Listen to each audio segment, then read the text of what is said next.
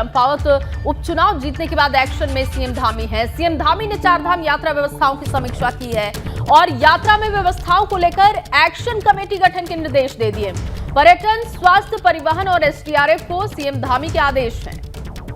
बिल्कुल, कल मुख्यमंत्री पुष्कर सिंह धामी ने शाम को सीएम आवास पर चारधाम यात्राओं की व्यवस्थाओं को लेकर समीक्षा बैठक की, जहां उन्होंने स्वास्थ्य व्यवस्थाओं को लेकर चिंता भी जाहिर की और अब चारधाम यात्रा के दौरान हो रही मौतों को लेकर दिशा निर्देश दिए हैं। जहां सीएम धामी ने निर्देश ये दिया है कि चारधाम यात्रा में बुजुर्गों का चेकअप कराएं, उसके बाद ही उन्हें आगे की ओर बढ़ने की अनुमति दें। यानी जिस तरीके से मौत के आंकड़ों में ये पुष्टि हुई, हार्ट अटैक से जान गंवाने वालों की संख्या ज्यादा है, ऐसे में अगर प्रॉपर हेल्थ चेकअप हो और स्वास्थ्य की जानकारी हो तो शायद ऐसे लोगों को बचाया जा सकता है। इसीलिए सीएम धामी का निर्देश है स्वास्थ्य विभाग को। चलिए ज्यादा जानकारी सहयोगी विनोद से लेते हैं कि किस तरीके के निर्देश दिए हैं सीएम धामी ने। विनोद, क्या क्या जानकारी आ रही है इस बाबत? शैलेंद्र, देखिए, चुनाव जीतने के बाद में मुख्यमंत्री ने हाई लेवल की बैठक की और चारधाम यात्रा को, जो वर्तमान में स्थिति चारधाम यात्रा की, उसको लेकर समीक्षा बैठक भी की है और साथ ही साथ जो दिक्कतें चारधाम यात्रा की दौरान यात्रियों को आ रही है उसको लेकर शासन स्तर पर एक एक्सपर्ट कमेटी का गठन भी किया है। जो ये एक्सपर्ट कमेटी जितनी भी चारधाम रूट हैं, तमाम मार्गों पर होने वाली दिक्कतों को उसकी निगरानी करेंगे। इसके अलावा जितने भी बुजुर्गों की अभी तक यहाँ पर मौत हुई है, हार्ट अटैक उसका कारण रहा है, तो सभी से उनका एक अपील भी है, निवेदन भी है कि तमाम जो यात्री हैं जिनकी उम्र ठीक है वो कृपया बुजुर्गों को तवज्जो दे, बुजुर्गों को स्थान दे, उसके लिए अपील भी की है। लेकिन जिस तरह से पिछले कुछ दिनों से तमाम ऐसी खराब तस्वीरें देखने को मिल रही है, चाहे यात्रियों की बढ़ती भीड़ हो या तमाम तो जो व्यवस्था पटरी से उतरी है, उसको लेकर कल चारधाम यात्रा की बैठक उन्होंने की है, समीक्षा उन्होंने की है और तमाम वरिष्ठ अधिकारियों के साथ में बातचीत की है। ठीक है विनोद, आप बने रहिए, आगे भी आपसे अपडेट लेंगे। बिल्कुल, और आगे बढ़ेंगे, बात करेंगे चंपावत चुनाव जीतने के बाद एक्शन में धामी सरकार कई बड़े फैसलों पर मुहर लगा सकती है। धामी सरकार, इस बात की खबर आ रही है और इसके साथ ही लंबित पड़े कार्यों को लेकर फैसला लिया जा सकता है, इस बात की जानकारी है। सीएम धामी के फैसलों पर सबकी निगाहें हैं कि आखिर वो बड़े फैसले क्या हो सकते हैं। कई बड़े फैसलों पर मुहर लगा सकती है धामी सरकार। विनोद, मेरे सहयोगी लगातार बने हुए हैं। विनोद, लंबित पड़े कार्यों को लेकर फैसला लिया जा सकता है और साथ ही बड़े फैसले हो सकते हैं सीएम धामी की तरफ से। क्या अटकलें हैं, क्या वो बड़े फैसले हो सकते हैं?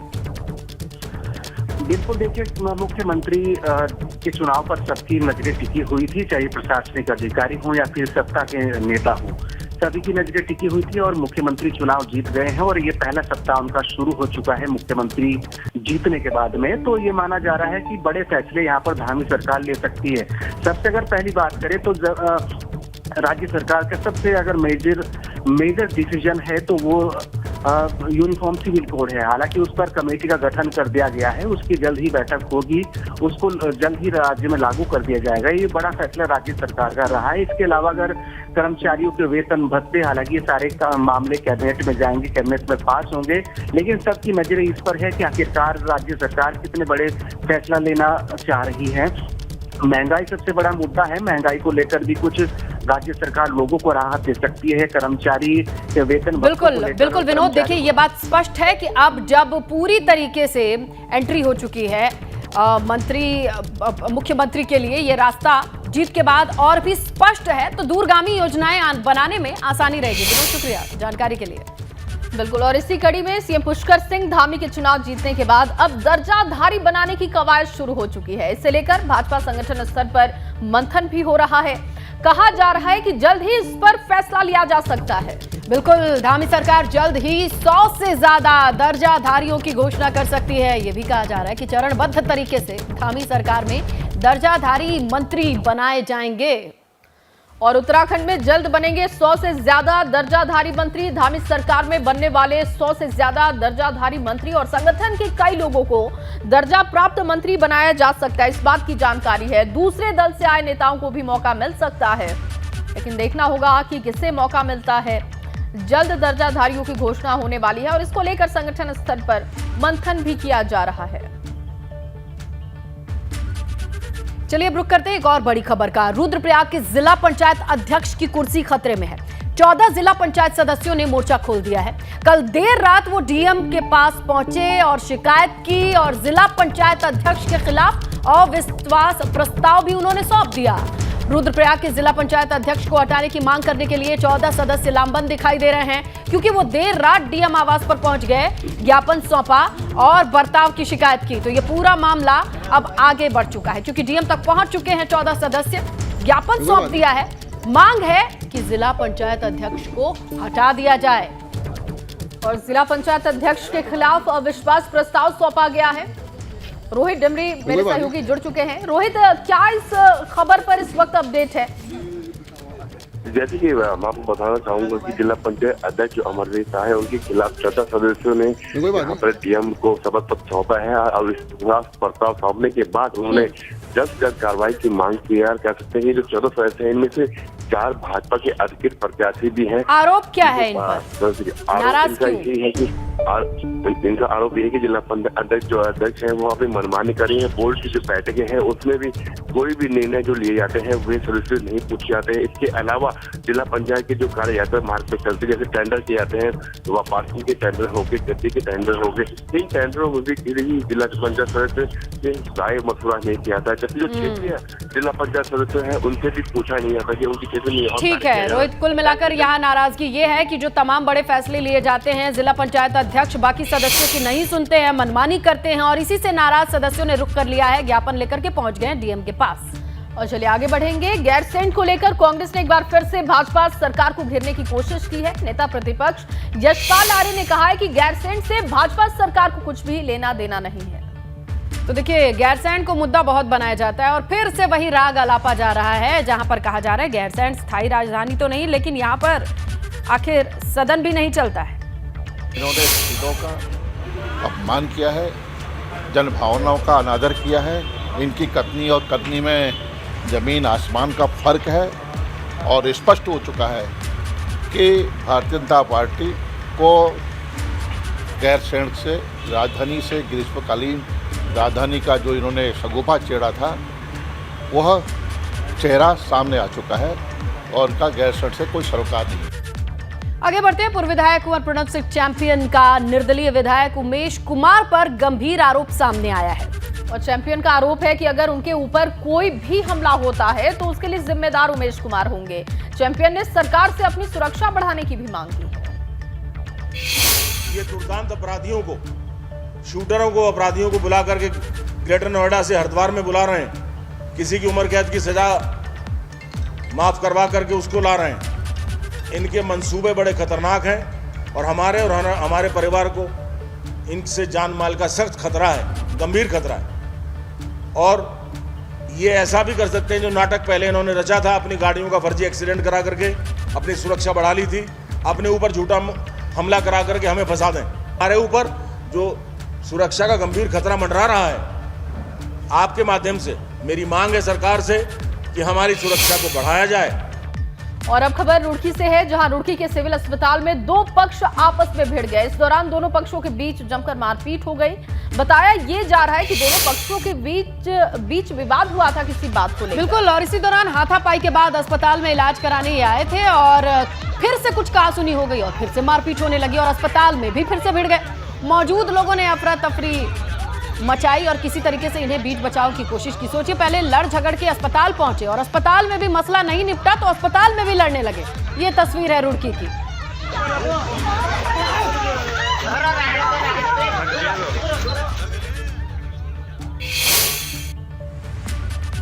रुड़की में गंग नहर पुल से नदी में छलांग लगाने की हैरान करने वाली तस्वीरें सामने आ रही। 60 फीट ऊंचाई है, जिस पर कुछ लड़के इसी ऊंचाई से नदी में छलांग लगा रहे हैं और जिससे अनहोनी की आशंका है, मगर पुलिस और प्रशासन के अधिकारी इससे बेखबर दिखाई दे रहे हैं। ये रिपोर्ट देखिए।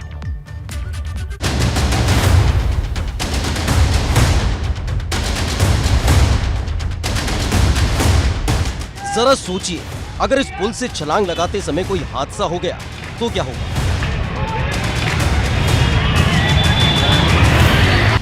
देखिए, ये लड़के इस पुल से कैसे नदी में छलांग लगा रहे हैं। तस्वीरें रुड़की की हैं। गर्मी से निजात पाने के लिए कुछ लड़के पुल पर चढ़कर गंग नहर में कूद जाते हैं। जरा सोचिए, अगर पुल से छलांग लगाते समय कोई हादसा हो गया तो क्या होगा? लगता है न पुलिस को इसकी कोई चिंता है और न ही सिंचाई विभाग के अधिकारियों को कोई फर्क पड़ रहा है। पुलिस के संज्ञान में जब कभी ऐसा कोई मामला आता है या कोई इस तरीके का, तो पुलिस उसको खैर वहाँ पर तत्काल प्रभाव से उसे रोकती भी है। पर क्योंकि ये डे टू डे वाला एक काम है, उसमें हम लोग कोशिश कर रहे हैं सिंचाई विभाग से अधिकारियों से आग्रह करके कि भाई वहाँ जो ऊपर चढ़ने का जो रास्ता है उसको किसी तरीके से बाधित किया जाए ताकि वहाँ बच्चे ऊपर ना चढ़ पाए। इन लड़कों को इस बात का डर नहीं है कि अगर 50 फीट ऊंचे इस पुल से कूदते समय कोई अनहोनी हो गई तो क्या होगा। रुड़की में गर्मी के मौसम में इस तरह का नजारा आम हो गया है। शहर के ही कुछ लड़के इस तरह से गंगा नहर में छलांग लगाते हैं। कई हादसे भी हो चुके हैं, मगर ना तो लोगों को इससे कोई फर्क पड़ता है, न ही अधिकारियों को इसकी कोई चिंता है।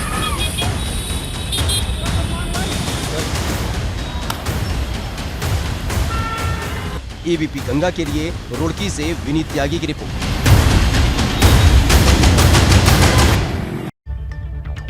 अब खबर कर्णप्रयाग से है, जहां बद्रीनाथ वन प्रभाग के कपरी क्षेत्र के जंगलों में भीषण आग लग गई और जंगल में लगी आग के चलते काफी वन संपदा जल करके खाक हो गई। इस वजह से वन्य प्राणियों के जीवन पर भी खतरा मंडरा रहा है। तो देखिए, ये जंगल की आग की तस्वीरें आई हैं और वही सवाल रहता है हर बार की तरह कि वन संपदा तो नुकसान होती है, लेकिन किसी भी नेचुरल हैबिटेट के फ्लोरा और फाउना यानी वहां रहने वाले जंगली जानवर और वहां के पेड़ पौधे दोनों को क्षति पहुंचती है। नेचर का संतुलन बिगड़ता है। चलिए अब आपको दिखाते हैं 1.5 साल की एक बच्ची का अनोखा कारनामा। अपनी याददाश्त की वजह से ये बच्ची न सिर्फ अपने माँ बाप का नाम रोशन कर रही है, बल्कि भारत सरकार की ओर से उसका नाम इंडिया बुक ऑफ रिकॉर्ड्स में भी दर्ज किया गया है। ये रिपोर्ट देखिए।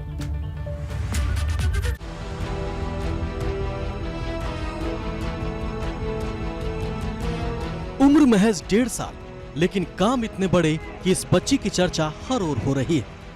1 2 3 4 5 6 7 8 9 ये अपनी याददाश्त के चलते ही अक्षवी आज इतनी सुर्खियों में है। ये बच्ची A से Z 1 to 10 अल्फाबेट्स और न जाने क्या क्या सब कुछ जानती है। नन्ही मासूम के इस ज्ञान के भंडार के चलते ही आज इसके परिवार का भी नाम रोशन हुआ है। E F F G H। तेज याददाश्त की वजह से इस बच्ची का नाम इंडिया बुक ऑफ रिकॉर्ड्स में दर्ज किया गया है। मैंने उसको फोन दिखा के, वीडियोस दिखा के, टीवी में ABCDs पढ़ा के, अल्फाबेट्स के उसमें से उसको दिखा के पढ़ाया है। मतलब मैं उससे पूछी थी व्हाट कम्स आफ्टर, आंसरिंग करती थी उससे, तो वो बताती थी आंसर। महज 8 महीने से ही बच्ची की मां ने इसे पढ़ाना शुरू किया। बाद में जब अक्षवी की मां को उसकी याददाश्त शक्ति तेज दिखी तो मां ने लिम्का बुक ऑफ रिकॉर्ड्स में इसका नॉमिनेशन करवाया, जिसके बाद अक्षवी को इंडिया बुक ऑफ रिकॉर्ड्स की तरफ से प्रमाण पत्र, पदक, रिकॉर्ड बुक और कई अन्य गिफ्ट भी भेजे गए। अभी वो 1.5 साल की है और उसको मैंने 7 to 8 मंथ से उसको पढ़ाना स्टार्ट किया था। टीवी में उसको वीडियोस वगैरह दिखाती थी, बड़ी बेटी को पढ़ाती थी तो साथ में बैठती थी, वो बुक्स वगैरह लेके आती थी, तो उसको धीरे धीरे ऐसे बताते रहते थे कि ये है, मतलब चीज़ों को उसको बताते रहते थे हम लोग, सब लोग मिलके। गुजरात की रहने वाली 1.5 साल की बच्ची इन दिनों अपनी नानी के घर बरेली के मढ़ीनाथ आई हुई है। यहाँ भी इस बच्ची के काफी चर्चे हो रहे हैं। अनूप मिश्रा, बरेली, एबीपी गंगा। और अब आपको दिखाते हैं 27 बरस से बिछड़े एक शख्स की कहानी। वो जब सालों बाद अपने परिवार से मिला तो खुशी का ठिकाना नहीं था। और वो भी क्यों ना, 27 साल तक वो गुम था। और किसने इतने सालों तक उसकी परवरिश की, इस रिपोर्ट में देखिए।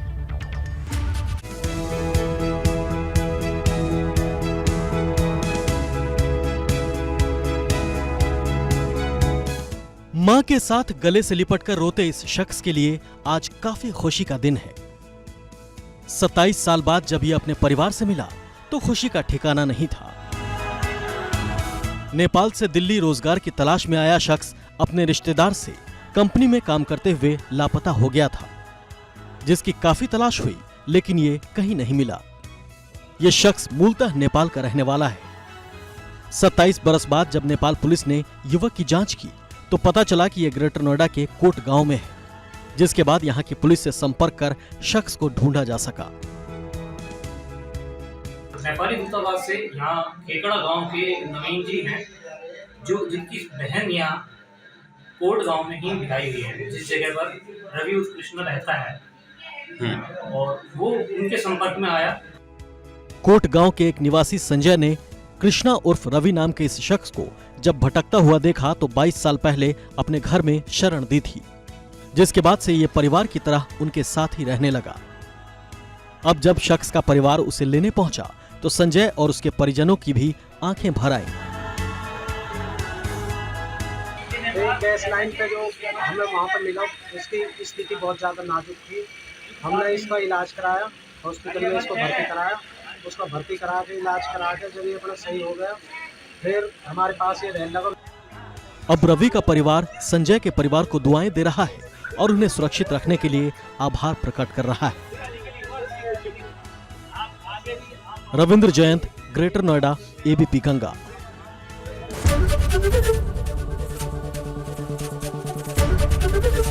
एबीपी गंगा, खबर आपकी, जुबान आपकी।